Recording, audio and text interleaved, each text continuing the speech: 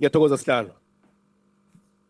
Allow me to begin my contribution in this house today by drawing on the ethical work of Dr. Jessica Flanagan, a renowned scholar in ethics and democratic values at the Shepson School of Leadership Studies at the University of Richmond, in her recent journal article titled Evaluative Consistency and Ethical Leadership.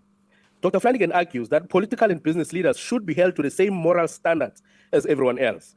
She calls this principle evaluative consistency and presents it as a direct challenge to evaluative exceptionalism, the misguided belief that leaders are entitled to operate by a different set of ethical rules. She goes on further to say that in line with evaluative consistency, there is a single set of moral principles applicable to all individuals, regardless of their leadership roles. This is in stark contrast with evaluative exceptionalism, the notion that leadership ethics should be evaluated by a different set of moral standards that do not apply to ordinary decision makers. That brings me to my core concern. What we witnessed in the Portfolio Committee on Transport on Wednesday, the 11th of June, was a blatant case of evaluative exceptionalism. The ANC, Action SA, Umkhonto we Sizwe Party, and the EFF joined forces to hijack the meeting and turn it into a tribunal on the road accident fund. In doing so, they cast aside principle and process and openly undermined the authority of the Road Accident Fund Board, all in defense of a suspended CEO. This move, which flew in the face of good governance and accountability, appeared designed to grant a suspended official a platform to undermine the leadership of the board that appointed him and evade proper scrutiny. The Democratic Alliance refused to legitimize this farce and staged a principled walkout from the meeting once the suspended CEO of the Road Accident Fund was given a parliamentary platform to address the committee. We strongly condemn the actions of the chairperson of the Portfolio Committee for failing to protect the integrity of the committee and that of Parliament. This incident was not about transparency. It was about protecting vested interest and frustrating accountability. The DA subscribes to evaluative consistency and not evaluative exceptionalism. To this end, the DA was vindicated when the Gauteng High Court on Thursday, the 26th of June, 2025, delivered a scathing judgment in the same matter between the suspended CEO who had taken the Road Accident Fund Board to court, contending that his suspension by the board was unlawful and had petitioned the court to overturn the suspension and reinstate him. In delivering his judgment, Judge Mushwana stated that, and I quote, "The suspension affected by the board is lawful, rational, and reasonable. There is no factual or legal basis to declare the suspension to be unlawful, irrational, or unreasonable. Mr. Litwalo has failed to establish a prima facie right, not even one open to doubt, and failed to demonstrate any apprehension of irreparable harm. He is therefore not entitled to any interdictory relief, whether interim or final." Close quote. This judgment vindicates the Road Accident Fund Board decision and exposes the political theater we witnessed in Parliament for what it truly was. Honorable House Chairperson, it is worth noting that this application was dismissed with costs. A lesson to be learned here is that evaluative consistency should always trump the narrow interest of political handlers and principals who are compromised. A recent Sunday Times investigation revealed shocking details of how the suspended CEO squandered more than 10 million rands of taxpayers' funds on his own personal security. This included getting himself 9 bodyguards and 3 bodyguards for his wife. As if that was not enough, he also bought himself a 4 million rand armored BMW X5 and 3 VW Golf GTIs at a cost of 800,000 rand each as part of his bloated personal security detail, all at taxpayers' expense. All this while, the Road Accident Fund has thousands of pending claims that have not been settled, even to the point where the Road Accident Fund matters are talking the Gauteng High Court role. In a recent judgment in the Gauteng Division of the High Court, Judge Jan Swanepoel did not mince his words in what he terms, and I quote, "a chaotic approach to litigation by the Road Accident Fund, which has resulted in huge losses of taxpayers' money," close quote. To further demonstrate the chaos that engulfs the Road Accident Fund, as demonstrated by Business Live, Judge Jan Swanepoel was very clear that, and I open quote, "the main problem lies with the Road Accident Fund," close quote. The Road Accident Fund did not deal with these matters properly, did not send lawyers to court to oppose applications. If it did not provide them with any instructions. This has resulted in default judgments. The fund would then apply to rescind the judgments, often on baseless grounds. Judge Swanepoel further stated, and I open quote, in this manner, huge sums of money, public money, it must be emphasized, are lost, close quote. Yet, we are told that the Road Accident Fund is the best performing entity. This is not true, and here is the evidence of taxpayers' monies going down the drain. Just last month in May, Judge Swanepoel had to grant a 25 million rand default judgment because the Road Accident Fund did not send lawyers to court. In the same week, an additional 2 default judgments worth 50 million rands were granted, all because of the chaotic nature of the road accident fund. Honorable House Chairperson, how did we get here? Let me paint you a picture of how we got here. The Road Accident Fund main activities and mandate is that of claims and litigation. That is the core function that makes up the existence of the Road Accident Fund. In the 2023-2024 Road Accident Fund annual report, it is noted that the following vacancies exist. Number one, the Chief Claims Officer is vacant.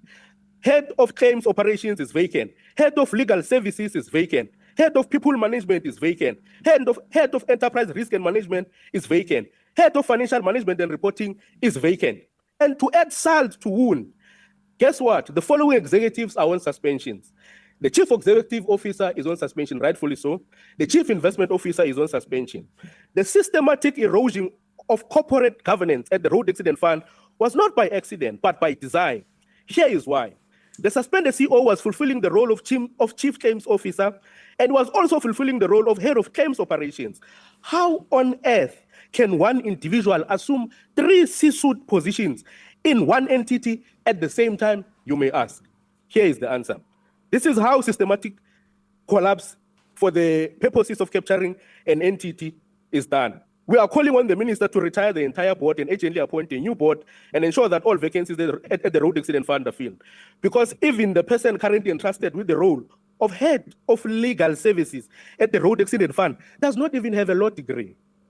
Honorable House Chairperson, we welcome the publishing of the request for information for the 5 priority lines as stated by the minister earlier, calling on the private sector participation, issued in March by the Minister of Transport. Transnet must accelerate the process to issue rail concessions on these 5 priority lines, given that the network statements issued in December 2024 and January 2025 have already provided a detailed pricing guideline. We believe the participation of the private sector will assist with injecting the much-needed capital and expertise to provide relief to a constrained fiscus. We also support the vertical separation of Transnet and the proposal to create a fully-fledged subsidiary in the form of the Transport National Post Authority. These are some of the good things that the department is doing. Honorable House Chairperson, in closing, not all is doom and gloom. Here is a silver lining. In terms of the integrated public transport network, where the Democratic Alliance governs, services are delivered efficiently and transparently, even under challenging conditions. According to the National Department of Transport, the DA-led City of Cape Town leads the nation in efficient, inclusive public transport delivery. The City of Cape Town has emerged as the leading implementing agent of the integrated public transport network, transporting 19.3 million passengers annually. This is almost half of the national total of 44 million trips recorded across the 9 operational municipalities. This stands as clear evidence of the Democratic Alliance-led city's commitment to providing safe, reliable, and accessible transport to all communities. Cape Town's implementation efficiency is further reflected in its financial performance, with the city having spent 59% of its allocated public transport network grant funding, the second highest expenditure rate nationally. Unlike many ANC-run municipalities where corruption, maladministration, inefficiency, and thuggery takes place, where grants are routinely withheld due to non-performance of these corruption-riddled municipalities. The City of Cape Town, which is led by Honorable Executive Mayor Giordini Hill-Lewis and his team, have made sure that the city continues to lead where others are failing. Cape Town continues to demonstrate sound governance and accountability in public spending. Honorable House Chairperson, thank you very much. Thank you, Honourable Member. The EFF. Debate is transport.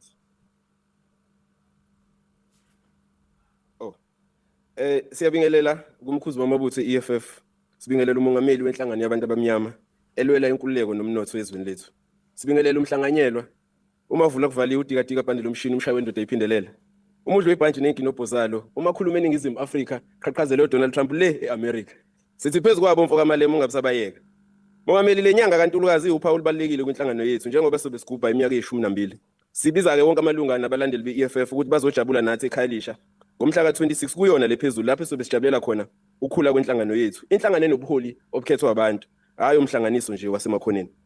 Now, House Chair, today we stand here to reject this budget vote of the Department of Transport. This budget is an indictment on the department's persistent failures, a department that lacks a transformative vision, a department that has a consistent inability to deliver for the working class and the poor. How can we support a budget that fails to resolve chronic failures and collapse of national, provincial, and municipal roads? Our people are dying daily on the roads, yet this department is obsessed with celebrating minor victories in road fatalities over an Easter weekend, while a week later, over 20 people die in a single road accident in the Eastern Cape. We are led by content creators here. People are obsessed with cameras and want to be famous.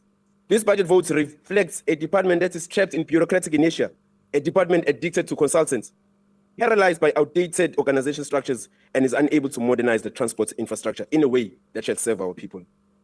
We see no plans or evidence in this budget that seeks to revive Transnet and to get many trucks off our roads.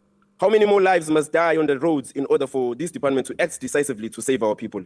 Currently, as the EFF, we continue to mourn the lives of our 10 beloved fighters who lost their lives in a tragic accident involving a truck in Vryheid on the 16th of June.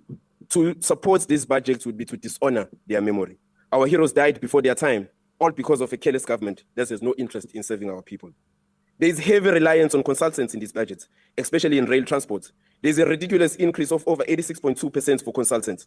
This is an admission by the department that it does not have the necessary state capacity to deliver on its core mandate. It is a department that heavily relies on outsourcing of its work, just so to sustain patronage networks for the ANC and to feed those corrupt tenderpreneurs at the expense of service delivery. The department has presided over the spectacular failure of the taxi recapitalization program. Thousands of old and unsafe vehicles remain on our roads, endangering commuters and undermining any genuine transformation in the public transport.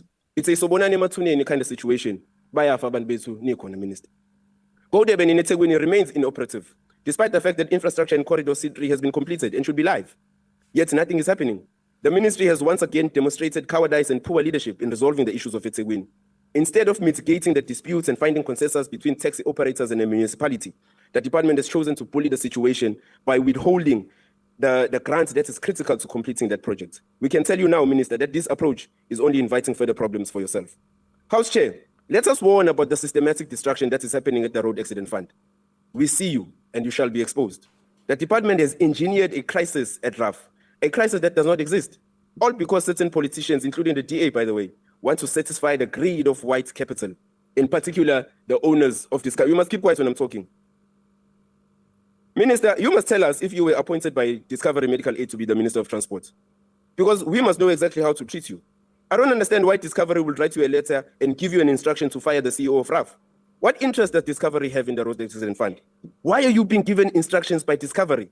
Everything that we see happening now at RAF is nothing but the execution of the wishes of white business and Stellenbosch, the funders of the DA. So you must continue and bury those who advocate for true transformation. But the people of South Africa see you, and one day they shall judge you harshly. So, Chair, the EFF will not endorse this budget, a budget that allocates over 95 billion in public funds, but has no credible plan for the radical transformation. Let's give you a bit of solutions. As the EFF, this is what we demand. A decisive end to department's addition to consultant and outsourcing of work. Just go and utilize the EFF Cardinal Pillar number 3 and build state capacity. I'm giving you solutions, Minister. Don't say I don't teach you anything. Let's get immediate reform of PRASA, SANRAL, and Transnet with strict performance-based contracts and community oversight. Urgent finalization of the road infrastructure funding policy with guaranteed allocations to rural roads. Subsidize public transport for the unemployment and for low-income household. Utilize until these measures, Minister, and more, which I will send to you in writing, are finalized and implemented. The EFF rejects this budget. Thank you very much. Thank you very much, Honorable House Chairperson, Honorable Minister Chrissy, the DG, Honorable members, and all our entities. Chair, maybe just very briefly so that one doesn't get sidetracked, just a few things to correct. Honorable Montana, the whole issue around alternative transport may find itself wanting because we are actually speaking about the entire ecosystem of transport in trying to fix it. So if you speak alternative transport, then I can only assume you want us to ride broomsticks by Harry Potter. We're fixing roads, we're fixing aviation, we're fixing maritime, we're fixing aviation, and the entire ecosystem is receiving our focus. Honorable Mabena, the successes you speak about in Cape Town, particularly around PRASA, PRASA remains an entity of the National Department of Transport and not that of Cape Town. Honorable Blose, I think it would be irresponsible for us to litigate the report around the very tragic set of circumstances that led to the loss of life of EFF members from this podium, and we have indicated we want to engage with the leadership of the EFF on those realities. The irony, of course, is then you go and speak about content creation, being the minister and myself, but you go and quote content creation in your own speech. So it's the case of the kettle calling the pot black, but the content creator is clearly yourself, and I hope the sound bites actually help you moving forward. Then on the issue of signaling, Honorable Kobe, this very budget actually speaks about signaling being provided for. So it's quite an irony that in your projected extent of reading, that one certainly fell through the cracks. Honorable House Chairperson, it is once again an honor and a privilege for us to table this budget vote here today, because it's our understanding that our department carries the weight of a nation's mobility and economic lifeblood, connecting people, enabling trade, and serving as a platform for development, transformation, and opportunity. In a country still grappling with spatial inequality and the legacies of the past, transport is not just infrastructure, it is liberation. Honorable members, Minister Creasy has, in the interests of organized, streamlined oversight in the department, delegated to myself the responsibilities of the Road Transport Management Corporation, RTIA, the Cross-Border Transport Agency, SAMSA, the Road Accident Fund, and the Ports Regulator. And in addition, I am charged with the responsibilities of public road safety and the Provincial Roads Maintenance Grant. And I want to thank the Minister for her guidance and leadership in the exercise of my responsibilities. We want to state up front that road safety remains one of the most urgent developmental and public health imperatives of our time. Every year, 12,000 lives are lost on South African roads, leaving behind broken families, burdening the healthcare system and costing our economy an estimated 200 billion rands annually. This is not just a transport issue, it is now a national crisis. Guided by the Medium-Term Development Plan, the Minimum Program of Action and Service Delivery of the Government of National Unity, we are focusing on high-impact, coordinated interventions that speak directly to the lived realities of our people. In line with the United Nations Decade of Action, we have committed to halving road fatalities by 2030, and encouragingly, our efforts are beginning to yield measurable results. In the first 5 months of 2025, fatal road crashes have declined by 8%, and fatalities have decreased by 9% compared to the same period last year. Honorable Bloss is now not here. These are not just statistics. They represent saved lives, trauma prevented, and hope restored. We are currently in the process of finalizing the review of the National Road Safety Strategy, building on the 2016-2030 framework. The revised strategy strengthens our focus on the 4 E's: enforcement, engineering, education, and evaluation, with a specific focus on pedestrians who continue to form a high part of fatalities, currently standing at 45%. Law enforcement remains the backbone of our response. While budget constraints and labor-related matters have hampered our full implementation of the 24/7 operations, we have continued to deploy the National Traffic Police strategically across the country, and provinces are now rolling out the flexi-shift systems with a renewed focus on evening patrols where many high-risk incidents occur. Honorable members, the journey of reforming the transport ecosystem must be underpinned by institutional progress and modernization. We are diligently working towards the rollout of ARTO, a necessary step in establishing a culture of accountability on our roads. Similarly, the reform of the Road Accident Fund is underway to restore the fund's financial health and ensure the fair, timely, and compensation of victims.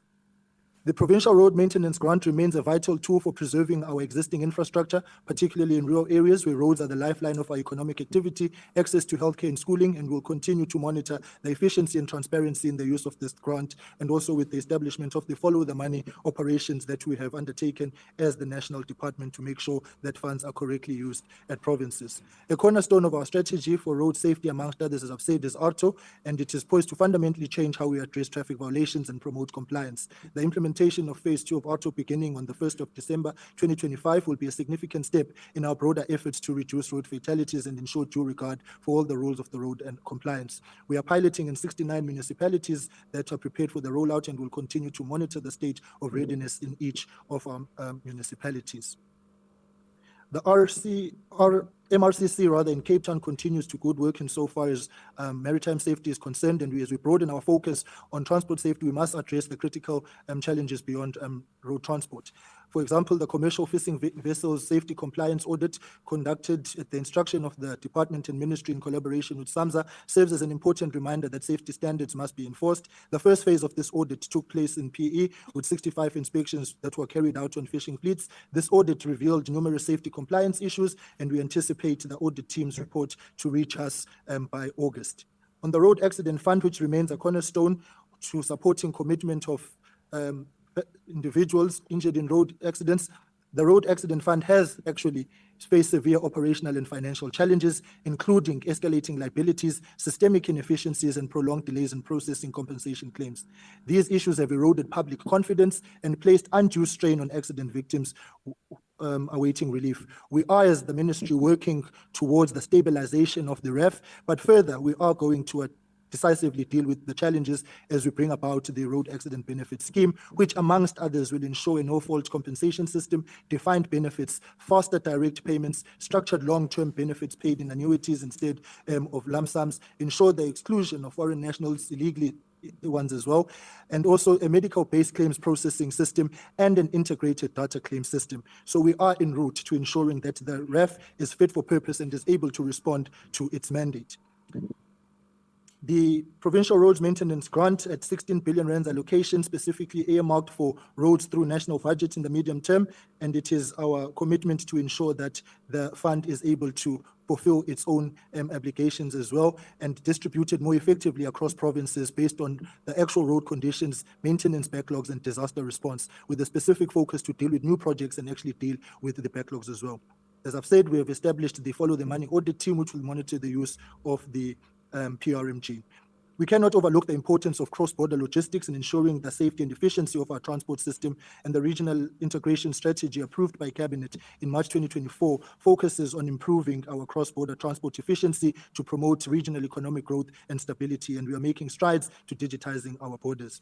As we constitute the single transport economic regulator, the Ports Regulator South Africa will form the nucleus of the new entity where necessary to ensure that there is no interruption or disruption to the work that needs to be done. The assurance we want to give to this House is that the ministry is one, the department is hard at work, and we are making progress to turning things around. Those who say there's no progress, if you read actually the transport report of the first quarter of this year, on every indicator, we have proven that we are making inroads, more people riding trains, more people on our roads.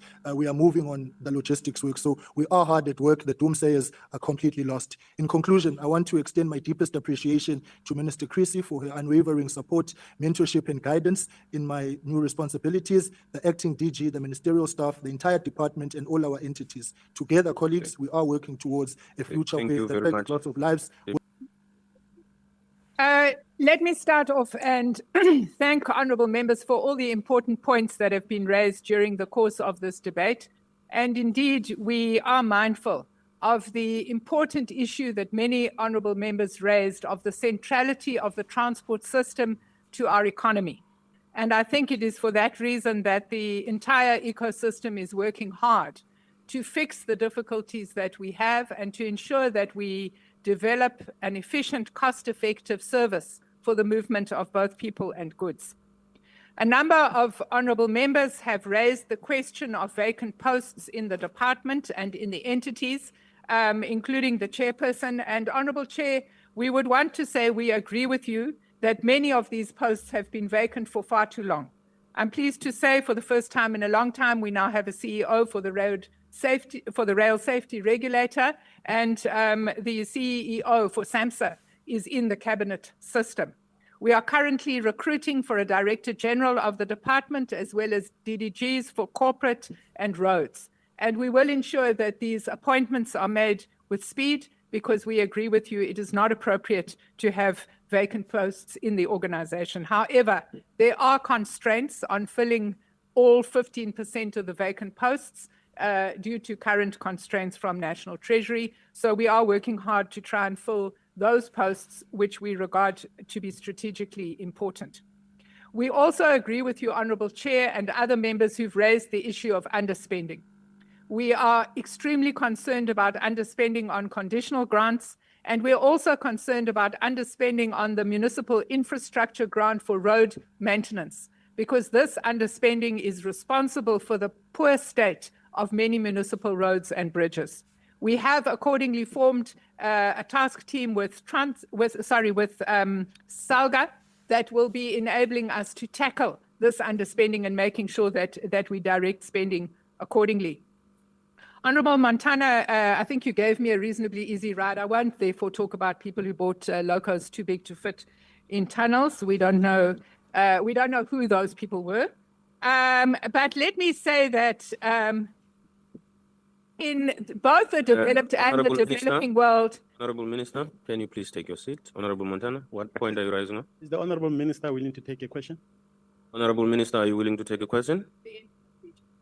I can't hear you, Honorable Minister. Sorry, House Chair, at the end of my speech. Thank you very much. You may proceed. It's lots of fun.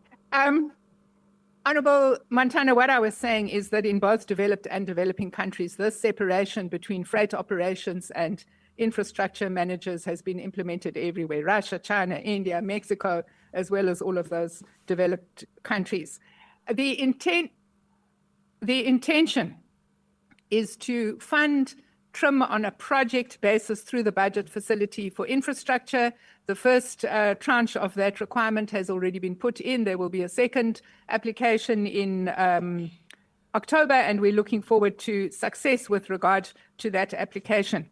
Honorable Kobe, the David.M line is coming. It's a very difficult rehabilitation. It's probably going to take us until the end of the 2026 financial year, but it is definitely on the agenda. Honorable Van Staden, we agree that the BRT is not an optimal project, and it was agreed at MINMEC on Friday that we need a review on all of the money that is within the transport ecosystem so that we can attend to it more appropriately. We agree with all honorable members that agency oversight is absolutely key if we're going to make sure that we spend appropriately, and that is why we're enhancing our facilities in this regard. Let me conclude by saying that we thank you for your support. We are not arrogant about the changes we are bringing about. We will continue to roll up our sleeves and work hard, and we believe that in due course, this will give us the results we need. I thank you. Thank you, Honorable Minister. You are done, Honorable Minister.